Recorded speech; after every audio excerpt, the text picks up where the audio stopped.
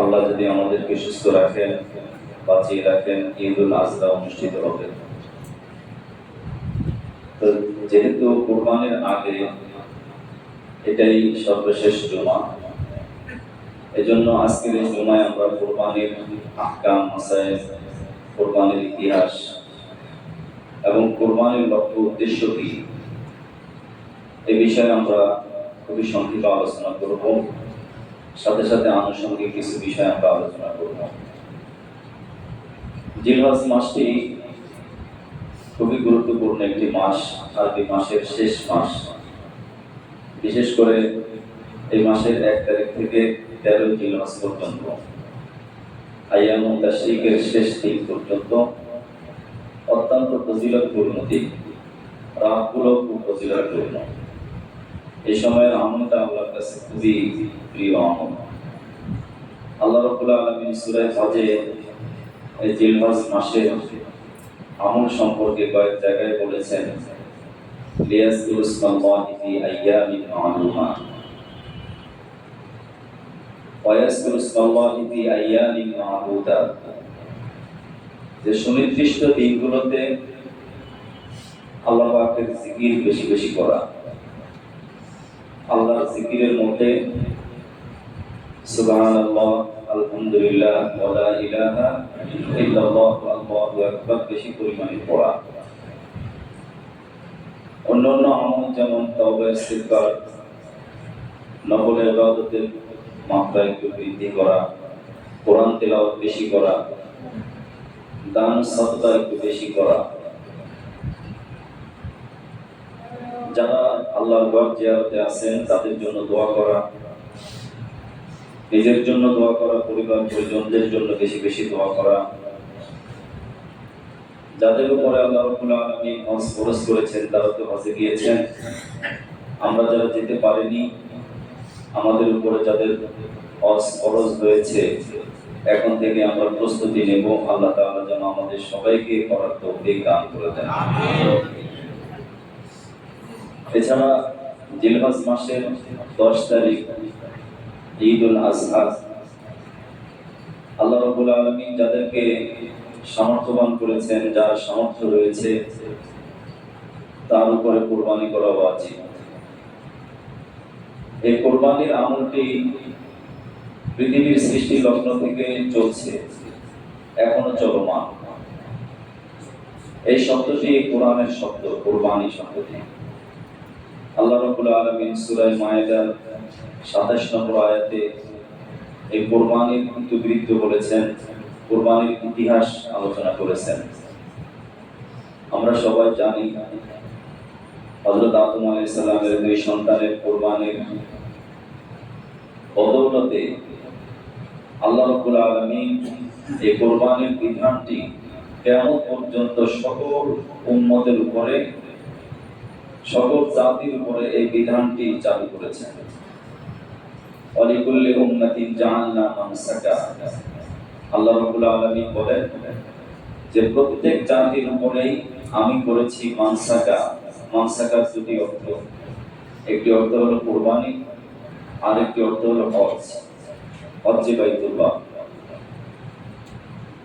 আর এই কাজটি করবে কখন, কিভাবে করবে, এই কাজটি করার আগে কোন নিয়তে করবে, আল্লাহ রাব্বুল আলামিন নিয়তকেও পরিশুদ্ধ করার জন্য বিশেষভাবে বান্দাকে সতর্ক করেছেন যে প্রত্যেক আমলই আল্লাহর কাছে কবুল এবং গ্রহণযোগ্য হওয়ার জন্য 1 নম্বর হলো নিয়ত।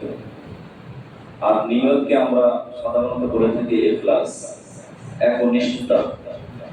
আর যদি সহজ ভাষায় বলি যে সকল কাজের উদ্দেশ্য হলো আল্লাহ পাকের সন্তুষ্টি, ঠিক কিনা?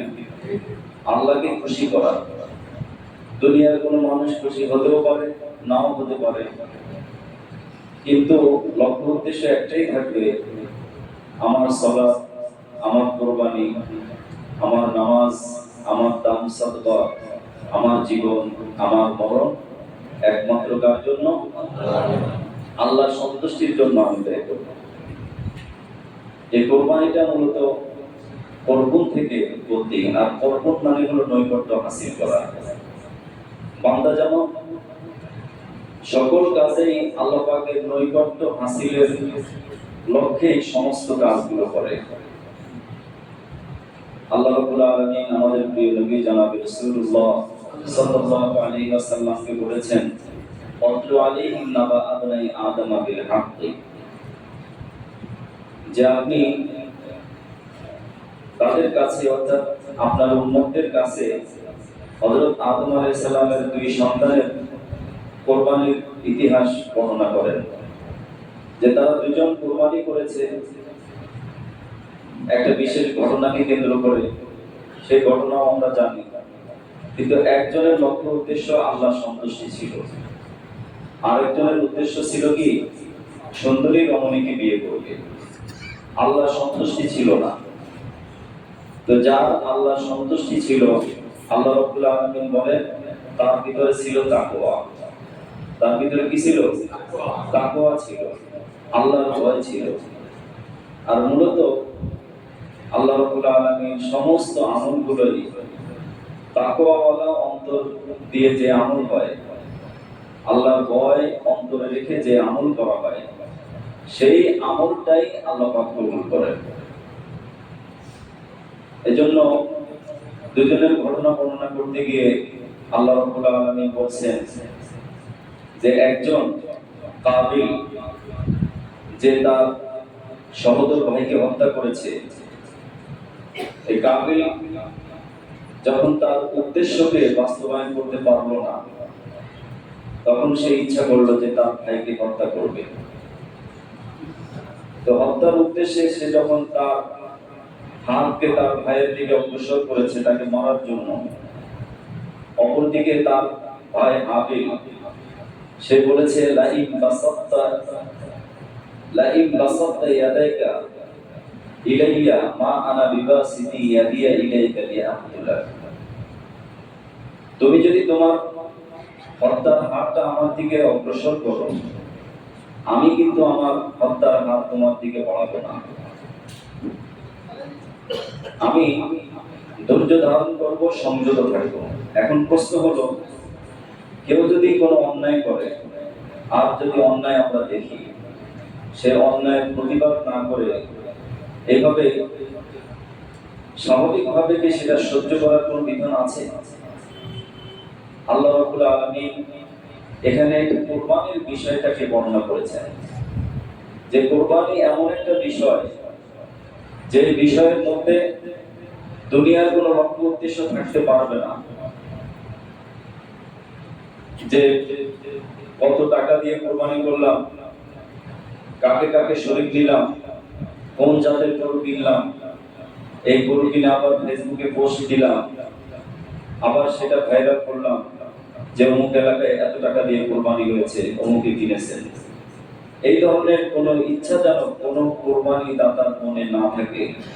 সেজন্য আল্লাহ রাব্বুল আলামিন এই বিষয়টাকে এত কঠিন ভাবে বলেছেন যে ইন্নামা ইয়াতাকাব্বালুল্লাহু মিনাল মুত্তাকিন, নিশ্চয়ই আল্লাহ রাব্বুল আলামিন যারা মুত্তাকি তাদের তাকওয়ার কারণেই এই কুরবানি কবুল করে থাকেন। তখন এক পর্যায়ে কাবিল তার সহোদর ভাইকে হত্যা করলো। এই হত্যার কারণে মুফাসসিরিনে কেরাম, মুহাদ্দিসিনে কেরামের ব্যাখ্যা করেছেন যে পৃথিবীতে যত হত্যাযজ্ঞ সংঘটিত হবে, একটা গুনাহ ওই কাবিলের আমলনামায় লেখা হবে, অটো লেখা হতে থাকবে, কারণ সে প্রথম কি হত্যাকারী। আল্লাহ রাব্বুল আলামিন কোরআনে বলেছেন, ওয়ালা তাকুনু আউওয়ালা কাফিরিন বিহি, যে প্রথম অন্যায়কারী তুমি হয়ো না। এজন্য সে যেহেতু হত্যা প্রচলন করেছে, যেমন পর্যন্ত যত হত্যা হবে তার আমলনামায় একটা গুনাহ লেখা হবে। যাই হোক, আল্লাহ রাব্বুল আলামিন এই ঘটনা থেকে মুসলমান জাতিকে শিক্ষা দিচ্ছেন যে কুরবানির এটা উদ্দেশ্য হলো নৈকট্য হাসিল করা। আর হাদিসের ভাষায় আল উদহিয়া অর্থাৎ জবাই করা। উদহিয়া এবং কুরবানির মধ্যে পার্থক্য রয়েছে। উদহিয়া শুধুমাত্র জবেহ করার নাম, আর কুরবানি শুধুমাত্র জবেহের নাম নয়। গরু জবেহ করলাম, ছাগল জবেহ করলাম, উট, দুম্বা, ভেড়া, ছাগল ইত্যাদি এগুলো জবেহ করলাম, এটার নাম কুরবানি নয়। বরঞ্চ কুরবানি হলো যে আল্লাহ রাব্বুল আলামিনের সন্তুষ্টির জন্য একটা বিশেষ চেতনাকে অন্তরে ধারণ করে, যে বিশেষ চেতনাটা হযরত ইব্রাহিম আলাইহিস সালাম প্রদর্শন করেছেন। তারপরে যার টুকরা সন্তানকে ৮৬ বছর বয়সে পাওয়া, এই সন্তানকে আল্লাহ রাব্বুল আলামিনের নির্দেশে তিনি কুরবানি করেছেন, জবেহ করেছেন। সন্তান কি জবেহ হয়েছে? জবেহ করার জন্য তিনি পরিপূর্ণ প্রস্তুতি নিয়েছেন। একজন মানুষ যদি এটাই চিন্তা করে যে হযরত ইব্রাহিম আলাইহিস সালামকে আল্লাহ রাব্বুল আলামিন যত কঠিন পরীক্ষা দিয়েছেন, আগুনে নিক্ষিপ্ত হওয়া, সিরিয়াতে হিজরত করা, দেশান্তরিত হওয়া, এরপরে তার নিজের কলিজার টুকরা সন্তানকে জবেহ করা, এক কথায় জীবনের প্রত্যেকটা অধ্যায়ে অধ্যায়ে আল্লাহ রাব্বুল আলামিন তাকে পরীক্ষা করেছেন। প্রত্যেকটা পরীক্ষায় তিনি শতভাগ উত্তীর্ণ হয়েছেন। আল্লাহ রাব্বুল আলামিন কোরআনের ভাষায় তার পরীক্ষা উত্তীর্ণ হওয়ার ঘটনা বলছেন, ওয়া ইব্রাহিম আল্লাযী ওয়াফা, যে ওই ইব্রাহিম যিনি তার পরীক্ষাগুলোকে তিনি পরীক্ষায় অংশগ্রহণ করেছেন এবং সাথে সাথে পাস করেছেন একেবারে মুমতাজ। শুধু যাইয়ে জিততাম নয়, মুমতাজ মার্কস লেটার পেয়ে, স্টার মার্ক পেয়ে তিনি আল্লাহর কাছে সরাসরি পুরস্কার প্রাপ্ত হয়েছেন। সুবহানাল্লাহ। সেজন্য আল্লাহ তাআলা সতর্ক করেছেন, লা ইয়ানালুল্লাহু লুহুমুহা, যারা চিন্তা করে যে আমি কুরবানির গোশত খাবো, যারা চিন্তা করে আমি কুরবানি দিয়ে আমি নিজেকে প্রদর্শন করব, যারা ভাবে যে আমার কুরবানি শুধুমাত্র এই আনুষ্ঠানিকতা, তাদেরকে সতর্ক করে আল্লাহ তাআলা বলেন, লা ইয়ানালুল্লাহু লুহুমুহা ওয়ালা দিমাউহা ওয়ালাকিন ইয়ানালুহুত তাকওয়া মিনকুম, যে কখনো কুরবানি দাতার গোশত, রক্ত, মাংস, হাড্ডি কোনো কিছুই আল্লাহর কাছে পৌঁছায় না। আল্লাহর কাছে যেটা পৌঁছায় সেটা হলো কুরবানি দাতার মনে আল্লাহর ভয় আছে কিনা, আল্লাহর সন্তুষ্টি তার মনে আছে কিনা, এটাই আল্লাহ রাব্বুল আলামিনের কাছে পৌঁছায়। সুবহানাল্লাহ। এজন্য হযরত ইব্রাহিম আলাইহিস সালামকে আল্লাহ তাআলা এই কুরবানির আমলটা দিয়ে মানব জাতিকে সতর্ক করেছেন, যার উপরে কুরবানি ওয়াজিব, অর্থাৎ ঈদুল আজহার দিন 10ই জিলহজ থেকে শুরু করে 13ই জিলহজ পর্যন্ত যার কাছে যাকাত নিসাব পরিমাণ সম্পদ যার কাছে আছে, যাকাত দেওয়ার উপযুক্ত, অর্থাৎ 52.5 ভরি রূপা অথবা 7.5 তোলা স্বর্ণ, এটা তো অনেক দাম। 52.5 ভরি রূপা বর্তমান বাজার মূল্য 1,70,000 থেকে 78,000 টাকা। মিডিয়াম মানের যে রূপাগুলো রয়েছে, এটা তো আবার ক্লাস রয়েছে, 1 নম্বর 22 ক্যারেট, 21 ক্যারেট থেকে শুরু করে ক্যারেটের ভিন্নতা রয়েছে। তো স্বাভাবিকভাবেই যার কাছে 1,70,000 থেকে 78,000 টাকা আছে, তার উপরে কোরবানি আছে। এখন আমরা চিন্তা করি কার কাছে আমাদের এই সম্পদ রয়েছে, এই টাকা রয়েছে। দ্বিতীয়ত, কোরবানি যিনি করবেন, কোরবানির পশু ক্রয়ের আগে তাকে অংশীদার নিতে হবে। কেউ আমরা হয়তো একা কোরবানি করব, কেউ একাধিক দিয়ে কোরবানি করব। গরু, উট, মহিষ ইত্যাদি এই কয়েকটা প্রাণীতে 7টি ভাগ দিয়ে কোরবানি করা যায়, 7টি অংশে। কিন্তু কোনো অংশে আবার অংশ দিয়ে কোরবানি করা যায় না, একটি অংশকে 2 ভাগ করে কোরবানি দেওয়ার বিধান নেই। যেমন 70,000 টাকা দিয়ে যদি একটা পশু ক্রয় করা হয়, এই 70,000 টাকার পশুতে সমান 10,000 টাকা করে 7 জন অংশীদার থাকতে হবে। দুইজন যদি চিন্তা করে আমি 5 দেব, সে আরেকজন 5 দিবে, আমরা দুইজন মিলে একটা অংশ নেব, তাহলে কারো কোরবানি হবে না। আরেকটা বিষয় হলো, কোরবানি আমরা যে টাকা দিয়ে গরু কিনবো, ছাগল কিনবো, খাসি কিনবো অথবা কোরবানির পশু ক্রয় করবো, সেই টাকাটা প্রত্যেকের অবশ্যই হালাল উপার্জিত পয়সা হতে হবে। যদি কেউ কোনো ব্যক্তি 6 জনের অংশের টাকা হালাল, অর্থাৎ সেই হালাল উপার্জিত পয়সা দিয়ে কোরবানি পশু ক্রয় করেছে, কিন্তু একজনের হয়তো 10,000 টাকা ভিতরে 9,999 টাকা হালাল উপায়ে উপার্জিত, শুধুমাত্র 1 টাকা হারাম উপার্জনে সন্দেহ আছে। সুদের টাকা আছে, অথবা ঘুষের টাকা আছে, অথবা যে কোনো ভাবে অবৈধ পন্থায় উপার্জিত টাকা, যেটাকে আমরা হারাম করি। এই শুধুমাত্র 1 টাকার কারণে বাকি প্রত্যেক অংশীদার অংশ কারো কোরবানি আদায় হবে না, কারোই কোরবানি হবে না, শুধুমাত্র গোশত খাওয়া ছাড়া আর কোনো কায়দা তার হবে না।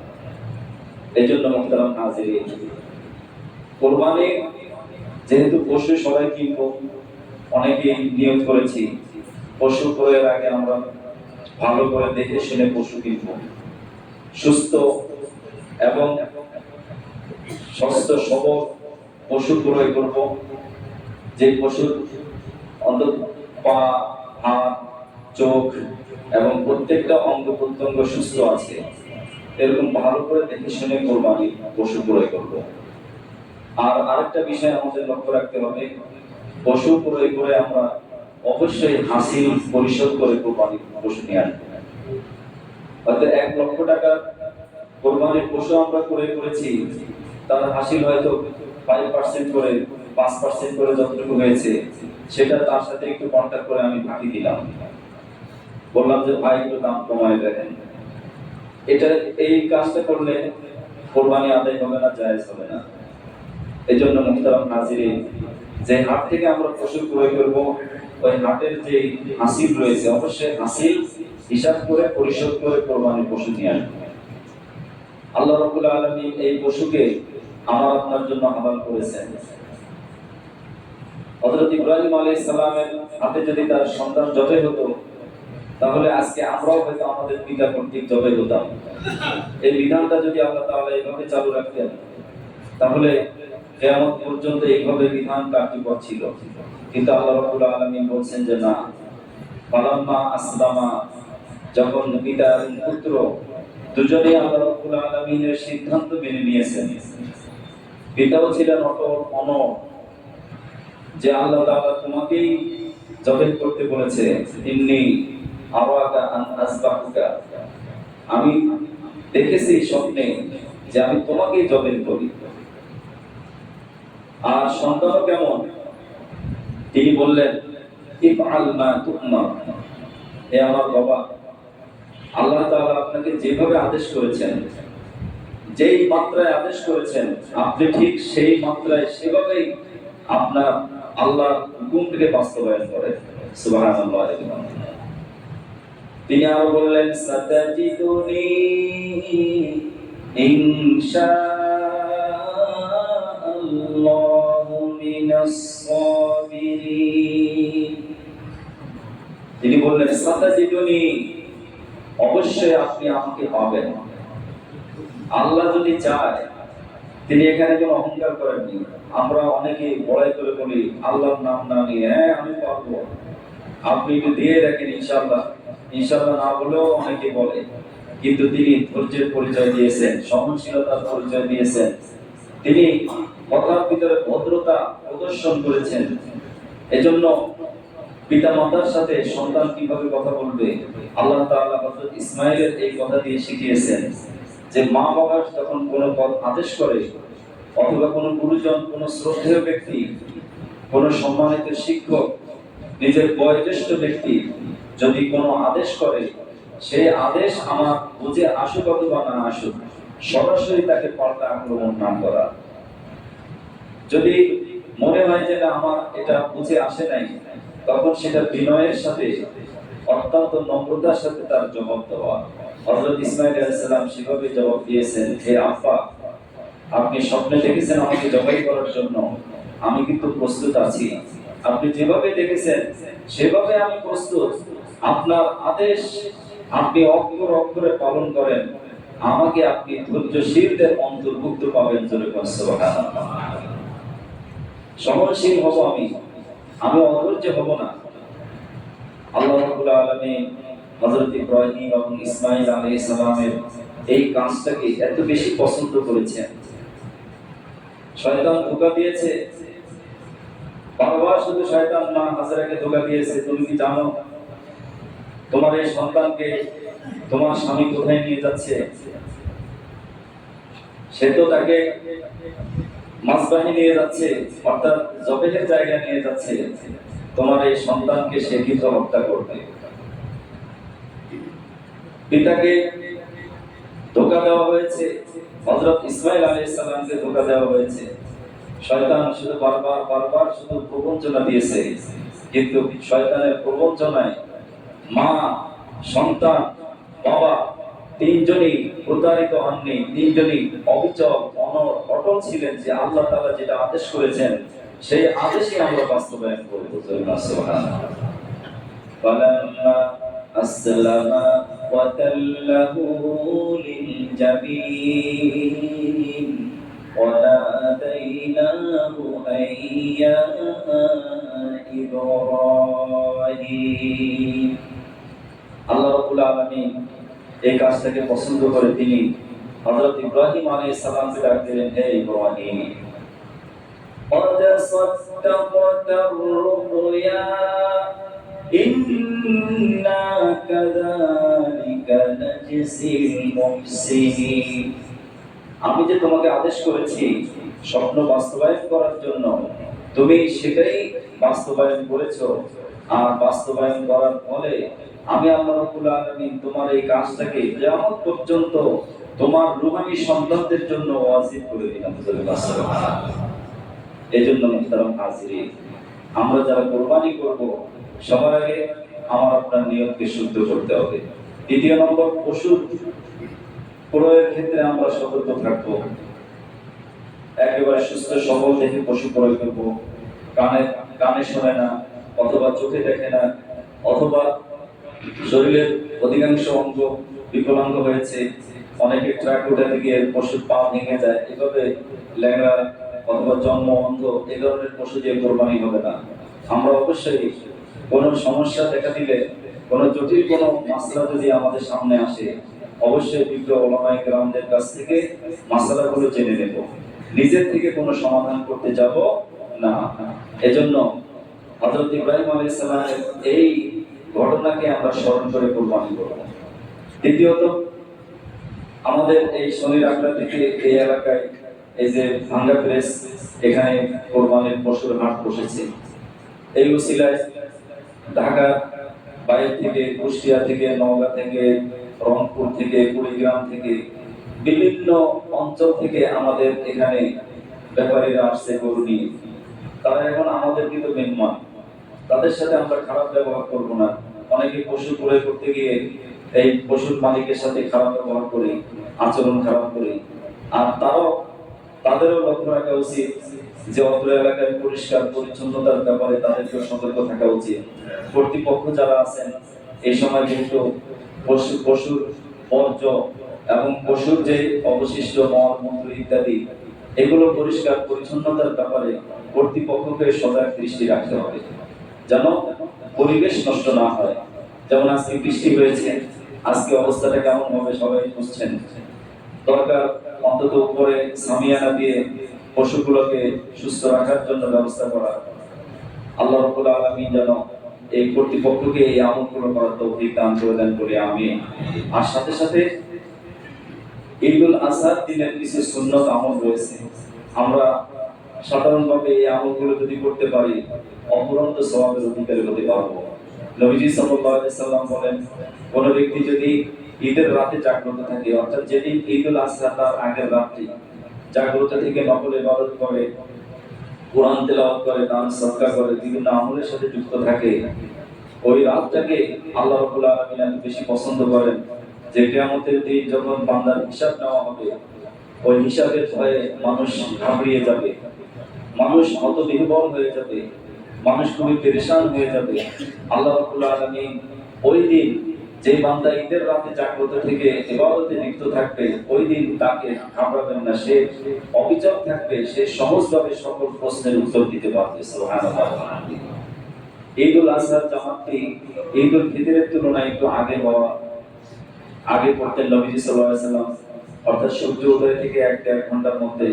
যেহেতু আমাদের এখানে শুধুমাত্র একটি জামাত হবে এবং আমাদের উপদেষ্টা মণ্ডলীর সদস্যবৃন্দ পরামর্শ করে সিদ্ধান্ত করেছেন, মসজিদ কমিটির পক্ষ থেকে সিদ্ধান্ত গৃহীত হয়েছে, সকাল 7:30টায় ঈদুল আজহা জামাত অনুষ্ঠিত হবে।